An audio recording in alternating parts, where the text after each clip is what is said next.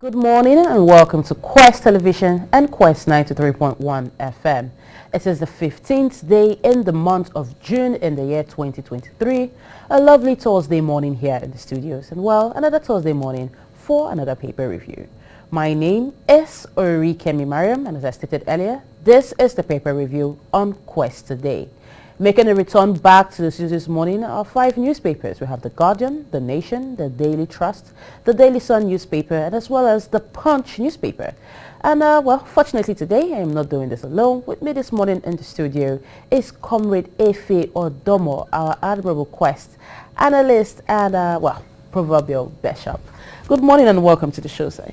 Yeah, good morning. And before we go to the proverbial aspect of it, I want to wish you a happy birthday. Oh, wow. Thank you very much. Well, Bishop, let's head straight into the papers to see what they have. Okay, the first paper for review this morning is The Nation newspaper. And on The Nation newspaper this morning, the major headline states, CBN abolishes multiple Naira-dollar exchange rates. The writer there says a market-driven currency regime excites financial experts. A lot seems to be going on right now in the financial world, especially in Nigeria. We'll do what to read the story on the front page and continue on page 3 of The Nation. Moving above the masthead, we have federal government's 819 billion naira extra budget littered with ghost projects. Who is making the statement? And more on this you can get on page 4 of The Nation. Student loan law takes off in September. The writer there says benefits open to all. You can read all of that on page 4. But on page 6 of The Nation newspaper, it says outrage over death of 106 in Kwara boat accident. A sad one indeed. Well, our condolences go to the families of those who lost someone in that situation. Moving below the masthead, we have Tinubu orders probe of EFCC's chairman's tenure. The writer there says DSS detains Bawa after indefinite suspension. A lot seems to be going on right now. Yes, I will come back to this later, but to read more on that, read on the front page and continue on page 3 of The Nation.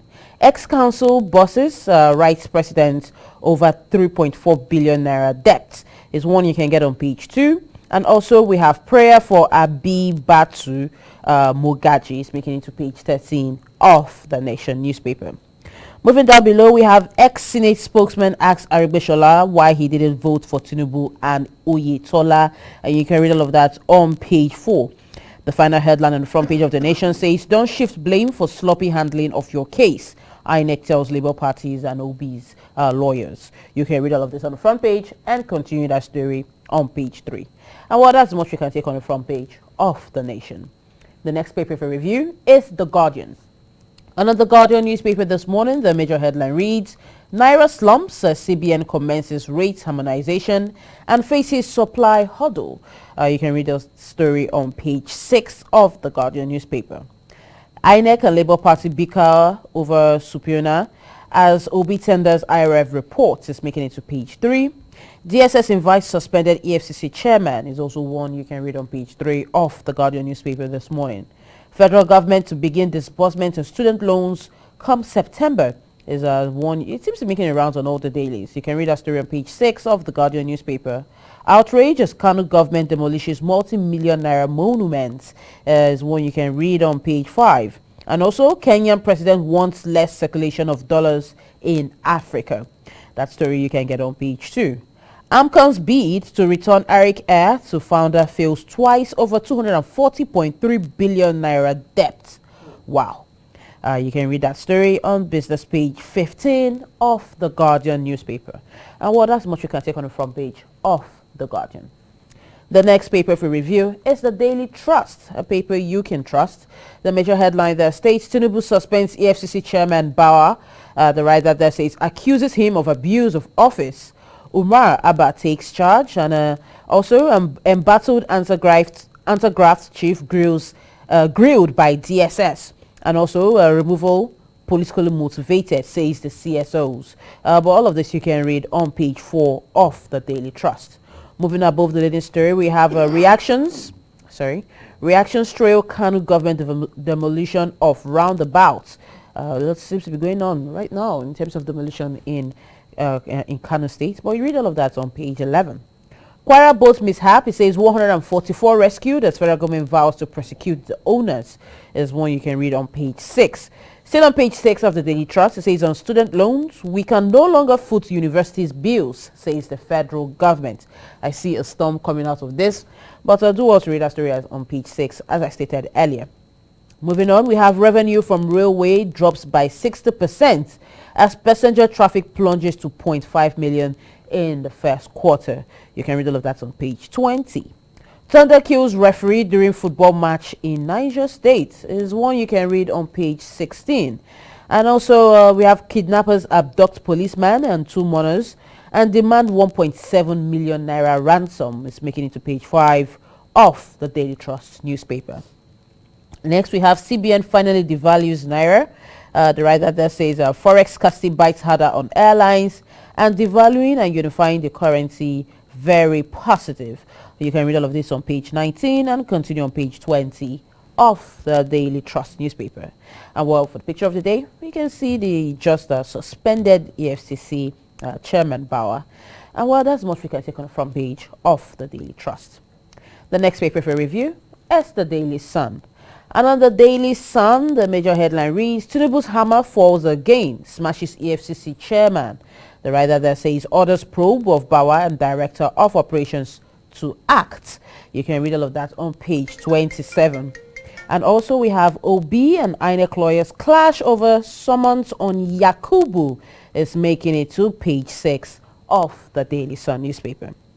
Kwara boat mishap, it says Tinubu orders probe as death toll rises to 106.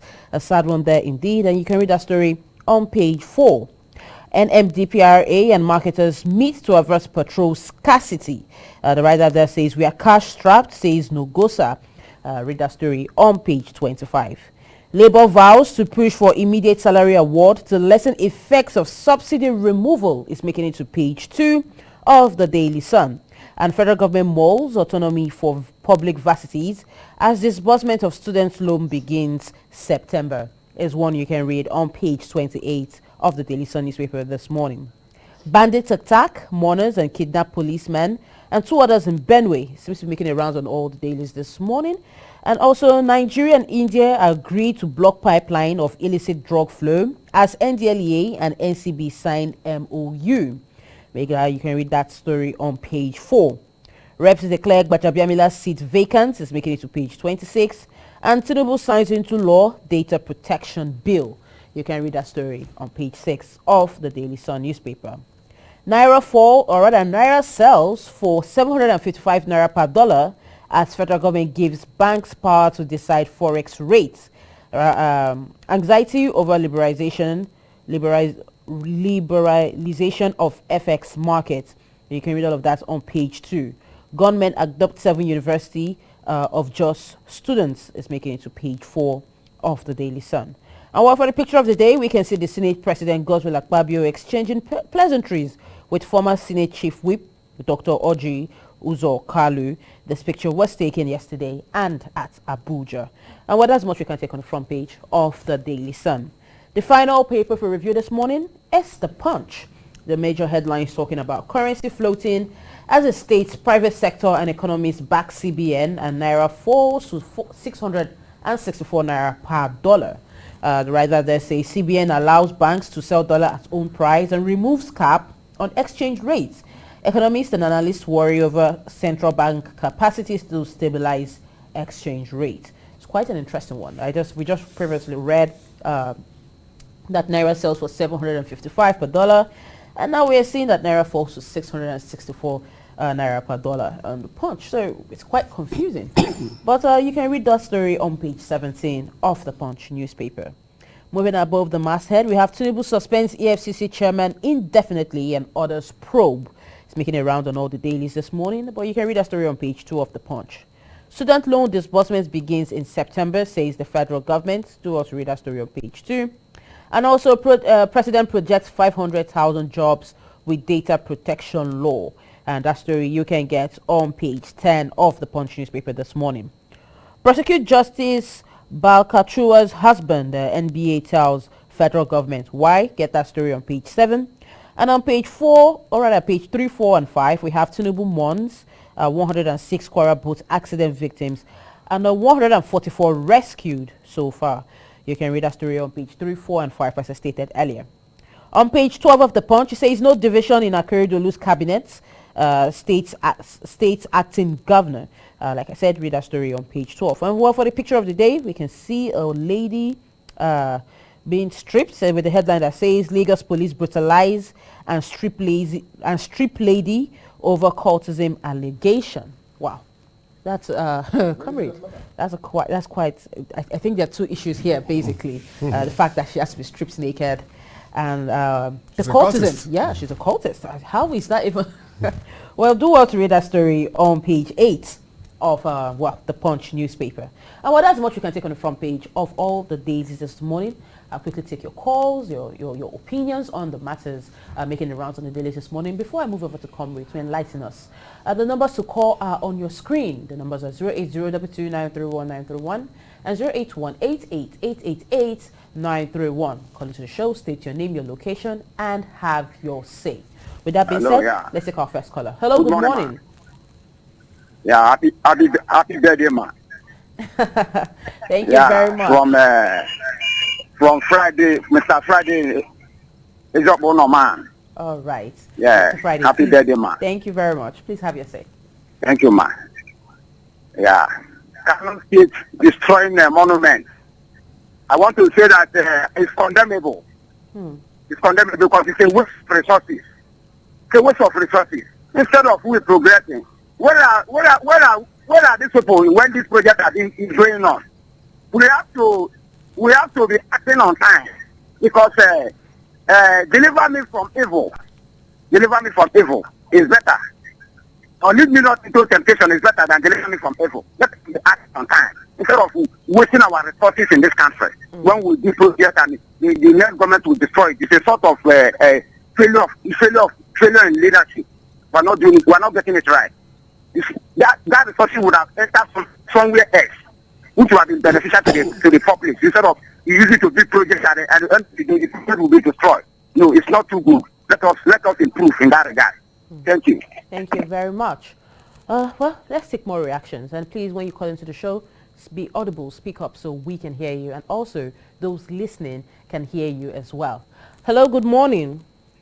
Good morning. Good morning. This is Comrade Joshua calling from Masoda. All right. Welcome to the show. Please have your opinion. Have your Tinubu hammer falls on Abdurrashid Bawa. Yeah. Yes. Bawa is supposed to even resign when Buhari was going, because he was not even screened by the third assembly. The appointment was full of controversies. Now, when the man he was going, he's supposed to go with him. He waits to be humiliated. That sounds good for him. That's my take. Well, thank you very much for your opinion. Let's take more calls and more reactions. Hello, good morning. Hello, good morning. Do not forget, you could drop your messages on our social media platforms. Ed from Ogeli. All right, please have your say. Yeah, MPA calling for the prosecution of Chuka. I think it's not the man that should be prosecuted. The wife should be sacked. Prosecute those who were victimized by. You seem to be having issues with your network over there. But don't forget, if you can get across to us, drop your messages on our social media platforms. Well, Facebook, YouTube, Instagram at Quest Live Online. We will see your messages. Let's take those calls. Hello, good morning. Hello, good morning. Welcome to the show. Your name, your location, please. My name is Matthew, calling from Ole. All right, Mr. Matthew, please have your say. I want to react to the headline that says President Hammer fall on EFCC chairman. Yes. In fact, it's a weapon development. The man should be prosecuted because of a lot of things are going on in that commission that we did not even know about. Then secondly, over 106 persons died in Kwara State boat mishap. Yes, a sad one indeed. In fact, that is a very big tragedy. We need to commiserate with the Kwara State government. Thank you very much. Thank you very much. Well, let's keep those calls coming in before we move over to Comrade. Hello, good morning. Hello, good morning. Hello, good morning. Good morning to you. Good morning to you as well. Please turn down the volume of your radio set. Okay. Yes. I've done that. Okay. Welcome to the show. All right. Your name, your location, God bless please. you. God bless you as well. I'm Pastor Labo calling from Oye the Kingdom. All right, Pastor Labo, please have your say. Yes, my concern mostly is that loan, the student loan. Okay. I thank God for the president. But it will surprise me later to see that this loan will fall on the hands of the prominent men, the politician children, the big men children, with a heavy condition, because the poor man child will not be able to get this loan if you look at Beverly. And I pray that the president should set up a good committee that will handle this thing, because there are many dropouts of undergraduates of the common man. After laboring to sponsor his child, he cannot go to the finishing point.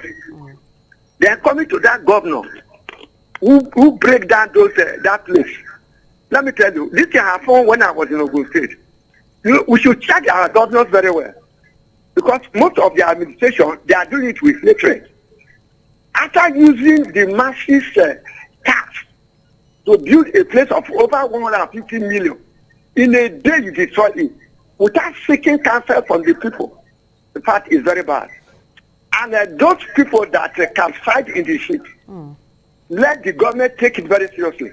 Because one way or the other, they overloaded that ship. They overloaded the ship. That leaded to the capsize of the ship. So that this thing should be looked upon. God bless you. God bless you as well, and thank you very much. But at this point, let's move over to Comrade, because, well, he's been itching to say a lot. Comrade, let's start with our president. It seems as though the president is signing laws in the morning, and at evening, well, he's dropping hammers. What's your take to this so far? Because right now we've seen Emefiele out and he was suspended basically and facing DSS, and now Bawa. What's your take to this? Yeah, the man is trying to clean up the system. First of all, let me wish you happy birthday again. You know, birthday is never a past issue. It's always a present and a continuous issue. So happy birthday to you. Thank you very much. Yeah, it's trying to clean up the system. We went through a lot in the past 8 years, and I think he was always watching and noting the flaws of the system. But now he's there to correct them. Actually, if you put somebody as an exchequer, an exchequer himself becomes the one that is stealing those properties under his care, then you will never find a way out of that situation. And I think the president has done well by suspending the exchequer. And when they actually went to the home of the man, and they showed us on the internet and everywhere what the man has in his house, it's enough to fund 2 states' budget, and only one man is sitting on top of those things. I think that is an act of wickedness and treachery. You see? But on the Bawa issue, they've not given us the details. They just say he was a high-handed somebody in the ministry. So we could not speak more on his suspension. Okay. But I think that before they would do that, they would have gotten enough facts to have done it. I don't think they would just wake up from the bed and say, okay, let us remove this. Because I read something this morning, somebody is already introducing the ethnic chauvinism into it, that he wants to replace it replace all these people with his tribesmen. We should not start insinuating such things now. It is too early for us to start doing that. It will not augur well at all. If anybody is qualified for a position, why don't you give it to that person? Why do we read ethnicity into everything, read religious coronation into everything? It's not fair at all. Well, Comrade, as much as I want to continue talking all that, there are lots of headlines today. Let's talk about the students' loans, the disbursement to begin in September. Just like that caller said, it said that it's something that might be hijacked, by the big men's children. My question to you is this. If they are the big men's children, why would they need such a loan? In Nigeria, nobody is satisfied with whatever he has. There are major 2 types of corruption. There is a financial corruption and there is moral corruption. If you are financially corrupt, you steal cash. But if you are morally corrupt, anything you see along the road, you pick. Even when your hands, your hands, your legs are filled with anything at all. Anyone you see along the road, So you think this loans will not get? Yes, it will, but it will not get to the appropriate quarters as designed by Mr. President and his administration. You remember the time they were talking about housing projects with low-cost housing? Yes. Most of the directors in the ministries then, they filled almost 10 forms for each other. They will use different names for themselves, for their wives, for their children, their cronies. At the end of the day, those who the thing is intended to go to, they don't even get. So the same thing we are talking about here. That caller said that they should set up maybe a monitoring committee. Who are those that are going to serve in that monitoring committee? We are still the same Nigerians. Unless we change our attitudes, unless we devalue ourselves, which we have not been able to do. We have devalued everything that is under the sun. But our moral conscience, we've not been able to devalue that. Until we do that and we have that love for one another. Oh, I am already here. I'm a bit comfortable. I can sponsor myself. But what about my neighbor who is not able to sponsor his child? Let this thing go to him. They will not do it. We have seen so many communities that they bring palliatives. The executive of that community will sit down and share it within themselves. And it has been happening every day. So it is also going to be the same way. It's going to be a difficult thing. Unless, of course, the president will, on his own, have a very solid, when I use the word solid, well, I don't think it may be 100%, but I think we have started something. We have started indeed. Moving on to the Daily Trust newspaper, and part of the reactions we got from the callers who called earlier, talking about the Kanu government demolition of roundabouts and other multimillionaire structures. What's your take to this? It's an absurd. It's a very, very serious matter. This is a thing that was paid by taxpayers' money, built by taxpayers' money. These same taxpayers elected you into office. You woke up one morning and you started demolishing. Were they causing hazard to the state? Yes, What was the problem they were having before he said they should start demolishing them? We witnessed this thing in the first admission of Olusegun Obasanjo when he said they should demolish all the toll gates in the country. Though some of the operators were feeding far from the toll gates, but that was a fear that never went down well. All the money that were used in building those things, were they recovered? Now the Kano State governor has come. What are his reasons for doing what he did? Is the House of Assembly not up to their jobs? Has anybody questioned the governor why he did it? Because we cannot just wake up and start taking laws into our hands because we are the president. If you have problems with the former governor, that is your personal issues, not the public. Now that he has done this, I'm talking about the governor of Kano State. Yes. What is the next step to take to correct what has just happened? What are they going to rebuild them? Rebuilding them is not possible now. Because what actually is causing this thing, I believe, is the bitterness between him and the past governor. So we should not relate it to the public at all. The man should be held accountable for what he has done. Let the State of Assembly sit down and do what they need to do. Or we can even have independent prosecutors. Is there anything wrong taking the man to court and tell him to come and explain why he did what he did? Now, even now that he's governor? Yes. Yes. Are they not taking is your president not in court? Not in tribunal with the other contestant of the position? Are they not there? Was Oyetola not in court of recent? So what is wrong if the man goes to court? He may not stand up from his office to go to court, but his attorney will be in the court. He will brief his attorney what he's doing, or what he has done, or what he wants to do. The attorney goes to the court and defends him. Yes, it's allowed. It's only that you cannot send him to jail, unless, of course, it's impeached. But you can take him to court. Let him tell us what he has in mind by doing those things, because that was beneficial to so many people. Okay, so with what you're saying now, with him being in court, that is if he makes it to court. Yes. What's the outcome? What's going to change the situation? How does that change the situation on ground? You cannot bring back those things, but let it be on record that something like this happened some time ago, and this person was made to face the law. We cannot be sweeping every matter under the carpet. We cannot. He has immunity. Definitely. Yes, you just said that he will not go to jail, or he might not go to jail if we get to that point. So how is justice meted If you out? establish a case against him and is found guilty and he said, okay, let him pay so amount of money, it's a judgment. It's a judgment. It is either you only don't go to jail and you pay a fine, it's already as good as being prosecuted and you are already served or paid the penalty of what you are doing. We cannot just be taking everything for granted. Look at the monorail in River State between Amici. Amici came in, did how do I call it? Any type of jobs there, and he left it, and it has been dirty today. Wasted fund. Wasted fund. Nobody's talking about it.